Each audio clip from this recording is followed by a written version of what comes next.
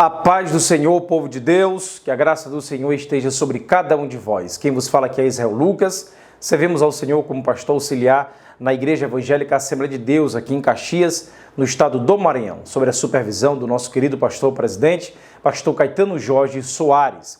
E, neste momento, iremos dar continuidade nas ministrações da Escola Bíblica Dominical na revista do último trimestre de 2023, que tem como tema Até os confins da terra, pregando o Evangelho a todos os povos até a volta do nosso Senhor Jesus Cristo. Na lição de número 1, domingo passado, nós aprendemos a respeito da grande comissão e o enfoque etnocêntrico. Hoje, na lição de número 2, que será ministrada em todo o Brasil, no dia 8 de outubro, nós iremos aprender sobre missões transculturais, a sua origem na natureza de Deus. E temos como texto áureo desta tão maravilhosa lição, Gênesis capítulo 17, verso 4, que diz assim: Quanto a mim, eis o meu concerto contigo e serás o pai de uma multidão de nações. Olha que maravilha. Meus queridos e amados professores, alunos da querida Escola Bíblica Dominical, nós temos aprendido até aqui, de acordo com a lição de número 1, a ordem imperativa de Jesus aos seus discípulos. E essa ordem, ela aponta, ela os guia, ela os direciona para a universalidade da pregação do Evangelho no mundo. É isso que nós aprendemos até aqui na lição de número 1. E eu quero recapitular algumas verdades que vejo eu como muito importantes para serem levadas em sala de aula, de focarmos, de esmiuçarmos a doutrina do pecado, como aquele fator que faz com que missões seja necessária, que a graça, a salvação de Deus, ela venha, de uma certa forma, ser o único remédio que vai ser capaz de exaurir, destruir, quebrar, curar, levantar e sustentar aquele velho homem caído, agora com uma nova criatura, como um novo ser na presença de Deus. Então, missões tem a ver com essa perspectiva. Hoje, na lição de número 2, nós iremos aprender que o amor de Deus é a verdadeira motivação do crente, de todos nós, para realizar a obra missionária. Nós sabemos que missões cristãs, como eu disse na aula passada, elas de fato fazem sentido apenas à luz de uma anormalidade ou uma emergência real e com a convicção de que uma resposta, de que um remédio para tal enfermidade estejam disponíveis, né? Nós sabemos e aprendemos até aqui que a emergência é o fato do pecado no mundo que dominou, que infestou a raça humana e que ameaça, obviamente, a própria existência da humanidade. Então, não seria necessário missões se o pecado não fosse uma realidade. Repito para os queridos professores, enfatizem isso em sala de aula, que seria desnecessário missões se o pecado não fosse uma realidade. Nem tampouco a doutrina da salvação faria sentido sem a presença e o horror do pecado na raça humana. Então, o pecado faz com que a salvação seja necessária e o pecado torna missões cristãs necessárias. Então, nós devemos enfatizar bem isso. Nós sabemos que a mecânica da salvação, o mecanismo da salvação, ela tem essa verdade.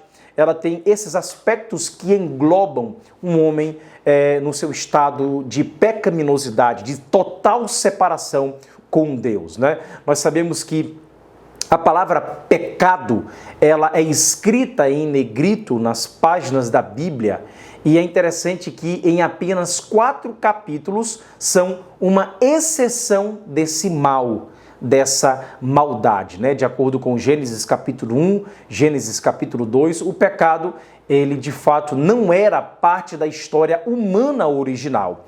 E ele também, por fim, lá em Apocalipse, não é encontrado nos capítulos 21 e 22 de Apocalipse, né? Nós percebemos isso dentro da historicidade bíblica. Nós vislumbramos que há uma breve história do pecado, Gênesis 1 e 2, e uma pós-história do pecado, que é Apocalipse 21 e também o capítulo 22. Quem enfatiza bem isso é o George Peters, ali na Teologia Bíblica de Missões, editado pela CPAD. Então, o que nós observamos aqui? O que está entre Gênesis 1 e 2 e Apocalipse 21 até o 22?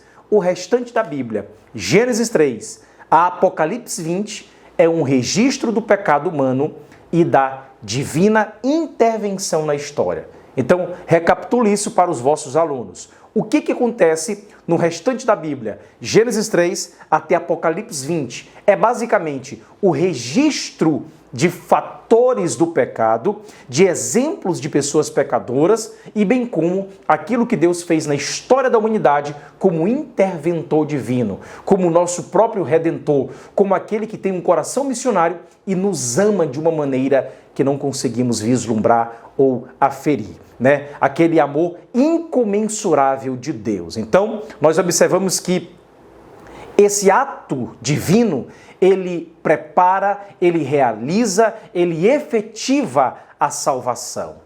Então entendemos que a entrada do pecado na história humana, ela tem essa perspectiva de uma intervenção divina que de fato vai efetivar a salvação no coração daqueles que recebem o Senhor Jesus como único e suficiente Salvador.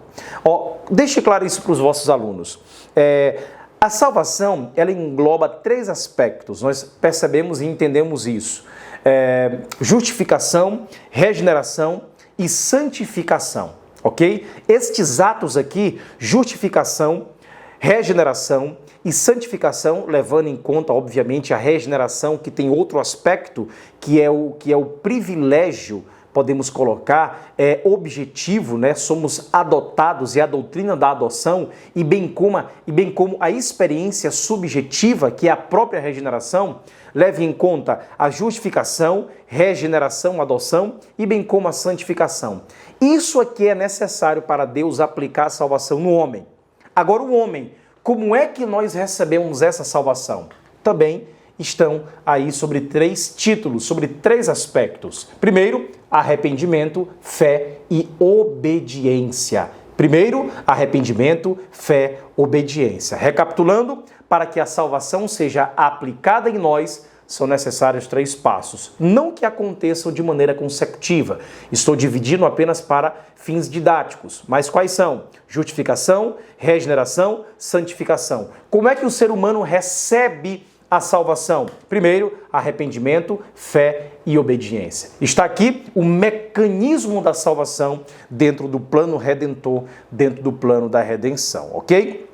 Quando nós olhamos para a Bíblia Sagrada, lá no capítulo 3, Gênesis 3 especificamente, ele muda radicalmente o homem quanto o seu ser, a relação divina, a história humana, a missão e bem como o seu destino. Qual que é o estado do homem agora? O homem, ele, em Gênesis 3, está em inimizade com Deus. Ao mesmo tempo, o homem torna-se uma presa nas garras da morte como um processo e bem como seu destino final. Então, essa é a trágica história de Gênesis capítulo 3. A história, ela não é nada além de uma duplicação, de uma multiplicação, de uma expansão, de uma intensificação da experiência do homem neste capítulo. Essa é a realidade bíblica.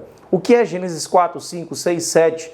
O que são os livros dos profetas maiores e menores? As quebras das alianças, a desobediência do povo de Deus, ao invés de herdar a terra e ser fiel, vencer as nações, mas incorria em erros, em idolatrias, e o pecado reinava em vossos corações. O que é a história do Antigo Testamento? Mesmo na Nova Aliança, a dura cerviz dos fariseus, dos saduceus, dos religiosos, que não conseguiram vislumbrar o Messias. Então, a história da Bíblia é isso. É a história da intervenção divina em detrimento de um homem totalmente depravado, de um homem que carece da glória de Deus em sua vida, de um homem que está em total inimizade com Deus. Então, quando falamos do pecado, devemos entender a extensão deste pecado. E por que missões, ela não se vislumbra apenas aquilo que conseguimos enxergar, mas tem a ver com uma totalidade do mundo, de todos os povos que habitam a terra, aqueles que pertencem à nossa cultura e aqueles que são de outra cultura. Por isso o nome Missões Transculturais, outra cultura, outros povos, outras etnias. Então, o pecado, queridos professores, não é meramente um erro. Deixe isso claro em sala de aula, apesar da lição 2 não enfatizar bem isso, mas para que fique claro para os vossos alunos a progressão do entendimento daquilo que o autor ele tem para nos ensinar aqui nesta lição de número 2. Enfatiza essa questão. O pecado não é uma fraqueza, uma imperfeição natural, ou como alguns gostam de dizer, a ausência de Deus. O pecado, de fato, é a perversidade moral. O pecado é um mal social, uma orientação, afeição, relação e vida enganosas. Então, o pecado é o homem confrontando Deus através da incredulidade racional. Ou melhor dizendo, irracional. É isso que o pecado faz com que estejamos, distanciados de Deus. São os efeitos e a expansão do pecado em nós. Desobediência voluntariosa, podemos colocar assim, amor próprio, autodomínio, autorredenção, autolouvor, egoísmo, soberba, altivez. Quando a igreja não tem um coração formatado em missões, é porque ela não entendeu o plano da redenção. Quando a igreja não tem uma perspectiva missionária, fica apenas adstrita ali à organização e não vive como de fato um organismo vivo, uma igreja militante, ela de fato não entendeu o coração missionário de Deus. Nós devemos entender que o remédio para o pecado, porém, nós devemos entender que é o próprio Senhor agindo na história da humanidade. O homem ainda é humano. Então, como tal, lhe é deixado a capacidade, ou seja, a consciência da necessidade da salvação. Nós nunca, em hipótese alguma, seríamos capazes de nos salvar. Essa é uma realidade. Não é a sabedoria humana que vai lhe proporcionar a salvação. Não é a sabedoria e os desígnios terrenos que vai nos mostrar o caminho para sermos salvos. Pelo contrário, o homem é impossível que ele alcance, que ele busque, que ele tenha capacidade, que ele tenha forças para ser salvo. Então, quando falamos aqui da mecânica da salvação, entendemos a aplicação, justificação, regeneração e bem como santificação, o homem, ele depende totalmente de Deus. É isso que deve ficar claro em sala de aula. Já que ele, o próprio Senhor, ele é o Criador de todas as coisas. Quanto a si mesmo, o homem, no seu estado, ele é fraco. Ele está desesperado e não há saída. O Senhor Deus, em sua infinita sabedoria, ele designa a salvação. Em sua infinita graça, a um custo infinito, Deus, ele concedeu a salvação através de Cristo Jesus, o seu Filho unigênito. Em seu poder infinito, Deus, ele envia o Espírito Santo para efetivar essa salvação em nossos corações e a todos aqueles o quanto recebem na história da humanidade. Então, observamos na história bíblica a compaixão infinita de Deus. Deus, queridos irmãos, amada igreja, queridos professores, ele institucionalizou missão.